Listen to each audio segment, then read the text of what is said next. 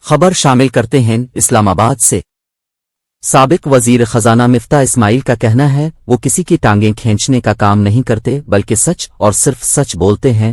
Jio news کے مطابق مفتاح اسماعیل نے ان خیالات کا اظہار کراچی پریس واپس جاتے ہوئے کیا۔ مفتاح اسماعیل کا اشارہ وزیر اعظم شہباز شریف کے حالیہ بیان کی طرف تھا۔ وزیر اعظم شہباز شریف نے مسلم لیگ نون کہ جنرل کونسل اجلاس میں خطاب کرتے ہوئے کسی کا نام لیے بغیر کہا کہ وزیر خزانہ اسحاق ڈار پر تنقید کرنے والوں کو پارٹی میں رہنے کا کوئی حق نہیں ہے، جبکہ وزیر دفاع خواجہ آصف نے کہا ہے کہ سابق وزیر خزانہ مفتاح اسماعیل روزانہ کی بنیاد پر پارٹی پر تنقید کر رہے ہیں۔